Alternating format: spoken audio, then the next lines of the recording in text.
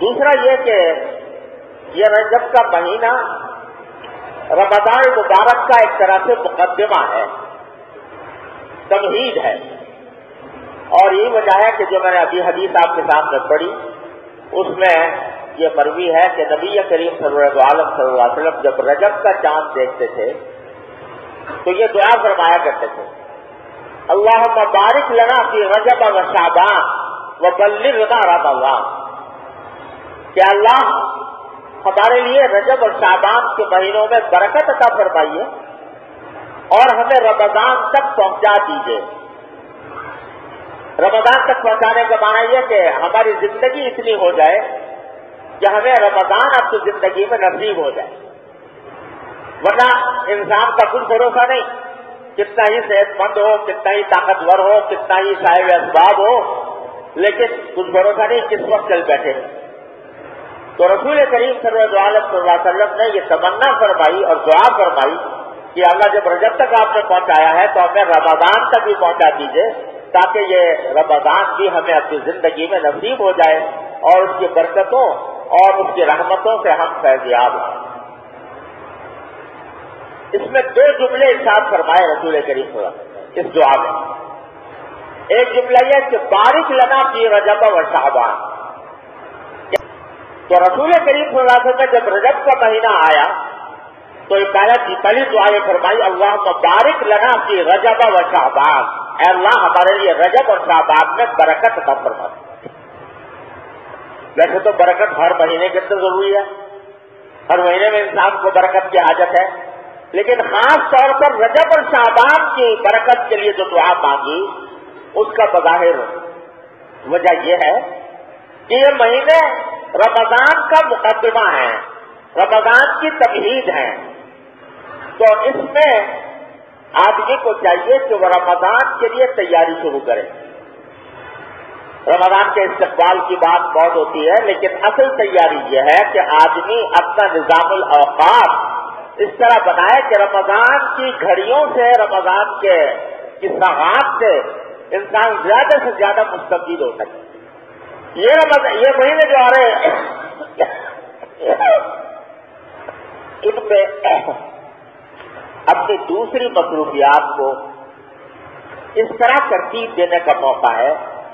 کہ جب رمضان کا مہینہ آئے تو ہمیں زیادہ سے زیادہ وقت اللہ تبارک و تعالیٰ کی عبادت میں گزارنے کا موقع مل جائے۔ تو برکت اس میں مانگی گئی کہ ایک تو ان مہینوں کا صحیح استعمال ہو، یعنی ان مہینوں کے اوقات کو ہم اس طرح استعمال کریں کہ اس سے زیادہ فائدہ حاصل ہو، رجب کو بھی اور شعبان کو بھی، اور اس کے نتیجے میں ہم جب رمضان میں پہنچے تو رمضان کے اوقات سے زیادہ مستفید ہو سکے۔ اس لیے دعا مانگی کہ اللہ ان میں برکت عطا فرما۔ جیسے میں نے عرض کیا، برکت کے معنی یہ ہے کہ نعمت کا صحیح فائدہ اٹھائیں۔ تو رجب کا عظمت والا مہینہ آ رہا ہے اور شعبان کا بھی ایسا مہینہ آ رہا ہے جس میں رسول کریم صلی اللہ علیہ وسلم بکثرت روزے رکھا کرتے تھے، اس میں ایک رات شب برات بھی آنے والی ہے۔ تو ان تمام مہینوں سے صحیح فائدہ اٹھانے کی توفیق کی دعا ہے کہ اللہم بارک لنا فی رجب و شعبان۔ رجب کے اندر کوئی مخصوص عبادت رسول کریم صلی اللہ علیہ وسلم سے ثابت نہیں ہے، بلکہ جاہلیت کے زمانے میں رجب کے مہینے میں جو جاہلیت کے عرب تھے، متپرست تھے،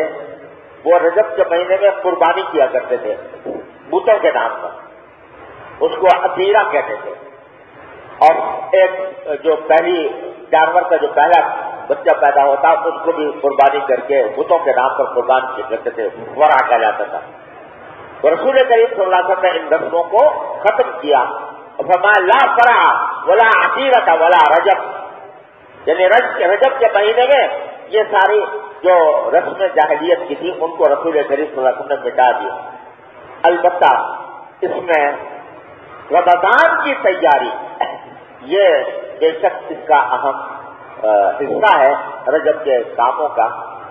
اور کسی خاص دن یا کسی خاص تاریخ یا کسی خاص عبادت کا آپ نے حکم نہیں دیا۔ بعض روایتیں ہیں جن میں رجب کے اندر روزے رکھنے کی زیادہ فضیلت بیان کی گئی ہے، مگر وہ روایتیں ضعیف ہیں، مستند نہیں۔ لہذا رجب کے مہینے میں روزہ رکھنا اور عام دنوں میں روزہ رکھنا دونوں میں کوئی فرق نہیں۔ روزہ رکھنا بڑی ثواب کی بات ہے، نفلی روزہ آپ کسی مہینے میں بھی رکھیں اجر و ثواب ہے، اور اگر اس لیے سے رکھیں کہ رمضان کی تیاری کر رہے ہیں تو انشاءاللہ اس کا بھی اجر و ثواب ملے گا۔ لیکن یہ سمجھنا کہ رجب کا روزہ دوسرے روزوں کے مقابلے میں زیادہ فضیلت رکھتا ہے، یہ بات غلط ہے۔ 27 رجب کو بعض لوگوں کے درمیان یہ بات مشہور تھی کہ 27 رجب کو روزہ رکھنا یہ سارے سال کے روزے رکھنے کے برابر ہے اور اس کی زیادہ فضیلت ہے۔ حضرت فاروق اعظم رضی اللہ تعالیٰ عنہ کو جب پتہ چلا کہ لوگوں کے درمیان یہ عقیدہ پھیل گیا ہے کہ 27 رجب کو روزہ رکھنا زیادہ فضیلت رکھتا ہے، تو وہ باقاعدہ نکل کر اگر کسی نے روزہ رکھا ہوتا تھا تو اس کو زبردستی کھلاتے تھے کہ یہ جو تمہارے اس عقیدے سے رکھ رہے ہو، ویسے رکھتے تو کوئی حرج نہیں، کسی دن بھی رکھو روزہ، ثواب کا کام ہے، لیکن یہ عقیدہ کہ اس دن میں روزہ رکھنے کی زیادہ فضیلت ہے، یہ بدعت ہے۔ اس لیے رسول کریم صلی اللہ علیہ وسلم وہ حضرت فاروق اعظم رضی اللہ تعالیٰ عنہ باقاعدہ باہر نکل کر اگر کسی کے بارے میں پتہ چلتا تھا کہ اس نے روزہ رکھا ہے اس عقیدے کے ساتھ تو اس کو افطار کرنے پر مجبور کرتے تھے۔ تو کوئی خاص عبادت مقرر نہیں کی گئی، لیکن ظاہر ہے کہ ہر دن ایسا ہے کہ اس کے اندر جس وقت بھی عبادت کی جائے، دن میں کی جائے، رات میں کی جائے، روزہ رکھا جائے تو وہ جو ثواب کا سبب ہے، کسی خاص تعین کے بغیر کرنے میں کوئی حرج نہیں ہے، بلکہ اچھا ہے تاکہ رمضان کے لیے ایک تیاری ہو سکے۔ اسی طرح اس میں کہا جاتا ہے کہ شب معراج بھی اسی میں ہوئی 27ویں شب رجب کی۔ اگرچہ روایات اس میں مختلف ہیں لیکن بعض کثرت سے روایتیں اس بات کے اوپر بھی آئی ہیں کہ رجب کے مہینے میں ہوئی ہے، اگرچہ کوئی تاریخ یقینی طور پر ثابت نہیں ہے رسول کریم صلی اللہ علیہ وسلم کی معراج کی رات کی۔ بعض روایتیں یہ ہے کہ ربیع الاول میں ہوئی، بعض میں ہے کہ وہ رجب میں ہوئی، اس طرح روایتیں مختلف ہیں، اور اسی سے یہ بات پتہ چلتی ہے کہ امت نے کسی خاص رات کا تعین کر کے اس کو منانے کا کوئی اہتمام نہیں کیا۔ اگر منانے کا اہتمام کیا ہوتا تو تاریخ محدود رکھی ہوتی، لیکن یہ کہیں رسول کریم صلی اللہ علیہ وسلم معراج کے بعد 18 سال دنیا میں تشریف رکھے آپ نے، کسی سال آپ نے ایسا کوئی حکم نہیں دیا کہ بھئی شب معراج میں کوئی کسی کی عبادت انجام دو یا کسی اس کی فضیلت ہے۔ بے شک وہ رات جس میں نبی کریم صلی اللہ علیہ وسلم کو اللہ تعالیٰ نے معراج کے اعلیٰ مقام تک پہنچایا وہ عظیم رات تھی، اس کی کوئی نظیر ملنی مشکل ہے، لیکن ہر سال اس کو منانے کا تصور جو ہے یہ نہ نبی کریم صلی اللہ علیہ وسلم سے ثابت ہے نہ صحابہ کرام رضی اللہ تعالیٰ عنہم سے ثابت ہے، اس لیے اس میں ویسے عام باتوں کی طرح اس میں بھی عبادت کرے آدمی بہت اچھی بات ہے، لیکن اس عقیدے کے ساتھ کرنا کہ اس میں فضیلت زیادہ ہے یہ اس کی کوئی اصل اور بنیاد نہیں ہے۔ بہرحال اس مہینے کو اللہ تعالیٰ نے عظمت والا مہینہ قرار دیا ہے، رمضان کا مقدمہ قرار دیا ہے، اس میں رمضان کی تیاری کی ضرورت ہے۔ اس تیاری کے ساتھ ساتھ تیاری کا ایک پہلو یہ بھی ہے کہ جتنی بھی اللہ تعالیٰ کی طرف رجوع کرنے کی توفیق ہو اس کی طرف متوجہ ہونا چاہیے، کیونکہ اور دنوں میں ہم زیادہ تر اپنے دنیاوی کام دھندوں میں لگے رہتے ہیں اور بسا اوقات اللہ تعالیٰ کی طرف رجوع کرنے کی توفیق نہیں ہوتی، تو رجب کے مہینے سے اپنا رخ اور اپنی